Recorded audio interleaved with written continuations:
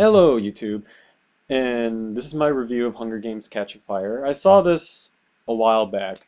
The only reason why I haven't commented on it until now is that I'm in college, so I don't really have that much time to review. Um, but aside from that, Hunger Games Catching Fire. First off, Hunger Games 1. I actually really liked Hunger Games 1.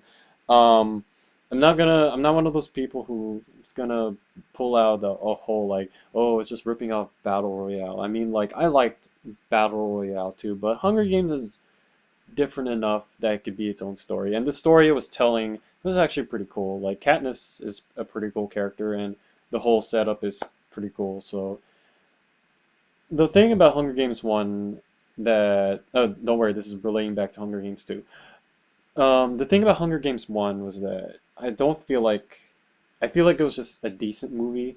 It was like a good theater experience, but it wasn't, it didn't really wow me. Like, it was just like, it's kind of like what Marvel kind of, or I guess Disney produces nowadays. Like, they make movies that are really entertaining, but they're kind of just safe. Or they're kind of just like, it's a decent enough movie to watch in a theater, but it doesn't like wow you. It doesn't make you nervous to watch it. Like it's just your typical like go in and enjoy. That's Hunger Games 1 to me. It was good, but it wasn't like mind-blowing amazing. Hunger Games 2 was mind-blowing amazing. And before you jump off on me, it's like, oh, you're just jumping on the bandwagon, whatever. It takes a lot for me to actually consider something mind-blowingly amazing. All right, I'm actually kind of hard to please, and this movie exceeded my expectations. So I guess if I did just watch Hunger Games 2, I would be mildly impressed. But the reason why I am mind-blowingly impressed by this movie is because of how much of an improvement it is from the first movie. Now, I guess that's my short review of the movie. You could actually stop the review right here. I thought it was better than the first one. I thought it was really, really, really, really good, and you should go see it. But my long review, let's stop. Let's not go into pros just yet. I actually start with pros, but let's start with cons for now. Cons, oh, well, I don't actually have that many cons with this movie. That's actually a good sign. The only cons I can think of are this movie's much less about the actual games.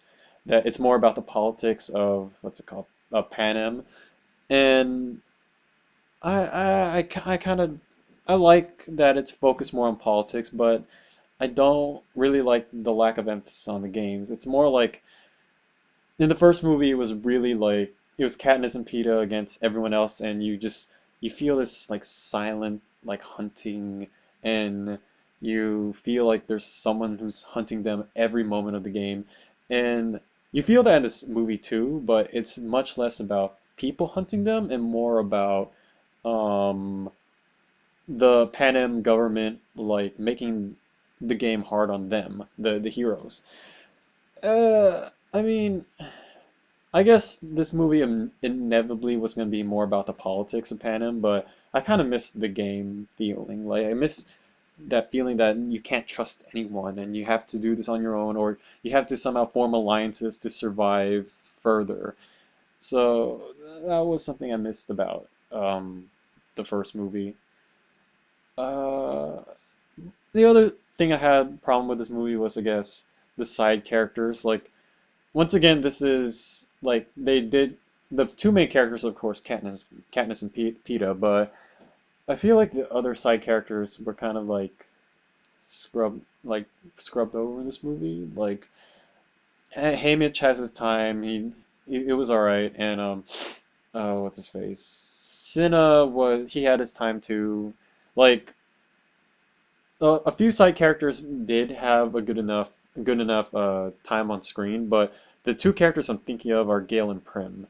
And I know they do a lot of stuff in Mockingjay, but it's just I guess it like I say this a lot, but doing something in a book is different than doing something on a film. And um, the thing about film is that, okay, in a book, you can read about a character, and even though that character is minor, it doesn't really affect you because, it's you're reading a book. The movie is different. When you see a character on screen and you've seen them in multiple like titles now, you kind of expect them to do something because they haven't been killed off yet. And that's the thing I have with Gale and Prim. They haven't really done anything yet. Like Prim, the only thing Prim has done was she was picked at the reaping and Katniss volunteered for her. Gale, on the other hand, he had a romance that was kind of forced. It felt forced, and then he got flogged, and he appeared at the end of the movie. It's just they should do more with the characters, and I know they do stuff in Mockingjay. Trust me, I know, but it feels different on film. Okay, you can't just put a recurring character on film and have them like appear sporadically. Like you kind of expect them to do something after a while. So that's my main cons of the movie. It's not that big of cons. Pros though. This is where the movie is just excels. Like, okay, first pro I want to talk about. Okay, I already talked about focus on politics. Like I said, it's a huge. That's a huge step in the right direction because the politics of Panem was one of the things that they kind of just glossed over in the first movie. Like the first movie was mainly about surviving the game. Here it's more about surviving, the government, and it was really interesting seeing how Katniss had to fight against the government and like how she was being used as a government tool, but she was kind of caught in the middle. Like she wanted to help the people, but the government didn't want her to help the people. They wanted her to be a symbol, and the government was trying to like make her a symbol to be hated, and but at the same time like they had to make her loved. It was just a really complicated situation, and it was just really interesting to watch. And it didn't stop there with the whole like victory tour. Like it also crossed over into the games when they did the what was it called? The 75th quartile something whatever, um or something tile, but it was really really interesting watching the whole like shifty government uh, in this movie. Um, that's a pro, and another pro is I have my notes here. Hold on. Oh, there you go. Even though this movie wasn't about the games, it was actually somehow more dangerous than the games in the last movie. Like the game in the last movie, it was this silent like danger. Like there's hunters around you everywhere, and you have to be careful. In this movie, it's less emphasis on the hunters and more about the environment. And it makes it a lot more dangerous because when you realize it's the government that's fucking with them, then that's where you realize that the game is actually a lot more dangerous this time around because like the government like there's these traps these totally unfair traps that catch people the participants out of nowhere, and the entire environment like shifts around. It's really interesting what they do with the environment and somehow make it more dangerous. Uh, I feel like which was my favorite trap? I don't know. I feel like all the traps were effective, but I think the most effective one, the one my favorite trap was the Mockingjay, the Mockingjays with the voices of their loved ones. Like they were tormenting Finnick and Katniss with the voices. I thought that was just unbelievably cruel. It didn't kill them, but it crippled them. It was uh, that was a huge pro in this movie for me. The whole environment. Uh, and my final 2 points kind of go hand in hand: the actors and story. Uh, it's kind of hard to focus on which one to talk about, but I guess an easy way to start this is talking about the actors or characters.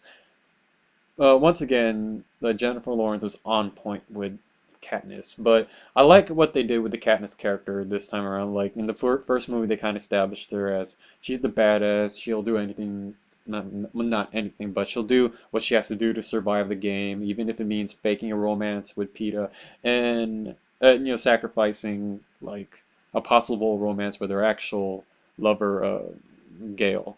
And that was cool, but in this movie it showed a more vulnerable Katniss. Like they showed her it showed that she was actually like damaged from the games, like she's feeling haunted by the memories of killing people, and the whole victory tour has made her feel guilty, and Peeta feels this too, but I feel like some people might call out sexist on this, but I feel it's wrong. Mainly because if you consider what kind of situation Katniss is in. I mean, yes, they do. Katniss and Peeta are kind of the same situation. They both have survivor skill.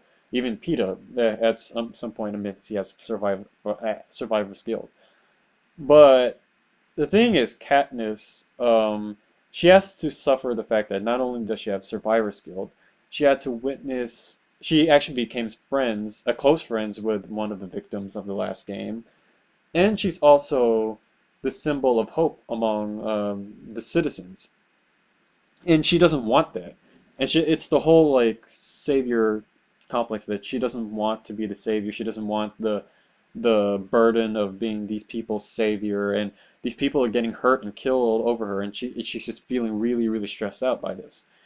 And also the fact that the government is just fucking around with her.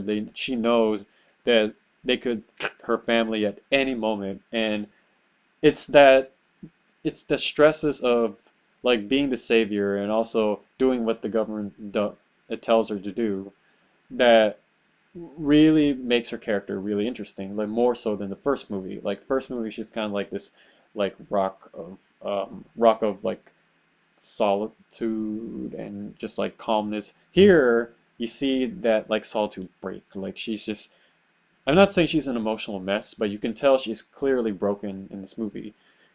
And that doesn't make her weak. That doesn't make her weak at all. It just makes her, it makes her more interesting, like more relatable.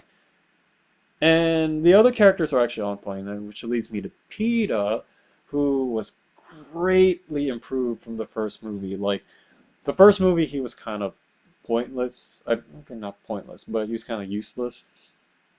Here, they actually expanded on who Peeta is, and they showed that he kind of harbors resentment at Katniss for like using him, but it also shows his maturing that even though he knows that he was being used, he kind of accepts it, and I know he had feelings for her in the first movie, but now here he is trying to be friends with her, and you actually see an actual friendship grow between them.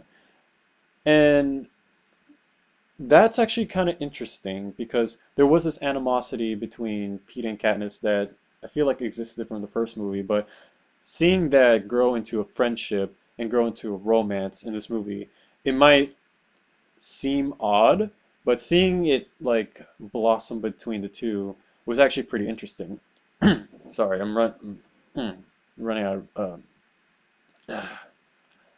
I'm gonna get some drink afterwards. I'm talking a lot. What was I saying? Yeah, the Peeta character is greatly improved. Like they they turned him into the kind of character that like when Katniss is kind of this broken state, he's becoming more of the strong character. Well, maybe not necessarily strong, but the kind of character that Katniss can lean on to. And it's kind of a flip when you think about it. Like in the first movie, it was Katniss who was carrying Peeta around because he was the weak one. Here, it's flipped it around, and now it's Peeta who's the strong one, and it's Katniss who who needs someone to lean on to. And it makes their friendship and eventual romance a lot more believable later on, because like it's kind of, I mean, that's kind of what romance is. Like that, like they both kind of need each other. Like it's not the case where one person needs the other more. It's kind of like an equal kind of thing. I don't really know what I'm saying there, but Oh, but basically what I'm saying is the Peter character is greatly improved, and they gave Josh Hutcherson a lot better material than he had in the first movie. And the other characters were on point. I mean, I really like the new characters. I really Finnick I didn't really trust at first, but he was pretty cool. Um, Joanna Joanna's probably my favorite new character to arrive. Who else? Beatty was also pretty cool. He's the guy from Casino Royale. He played Felix. And also, big surprise, Philip Seymour Hoffman. That I didn't see coming. I mean, I guess going to story, the story was, like I said, on point. Like it was just full of suspense, like the politics, the actual games, and also the ending. The ending, I didn't see coming. Like I'm not gonna spoil the ending, but what casting Philip Seymour Hoffman was like brilliant because they built him up as the villain, and it's believable because he always plays a villain. Like you have that mindset that he's the villain of the movie. And when the twist ending happens and you see who he truly is, I'm not gonna say if he's a hero or he's an actual villain, but he's definitely something you don't expect him to be because they made him out to be a really obvious type character, but he's not. I can't really I can't really spoil anything beyond that, but because it'll ruin the really interesting ending. I feel like I'm rambling at this point. Let me wrap this up. Hunger Games 2, really really good. Huge improvement from the first movie, and probably one of my favorites of the year. And I'm probably giving it too much of a glowing review, but that's showing how much I really like this movie. All right, and yeah, looking forward to Mockingjay.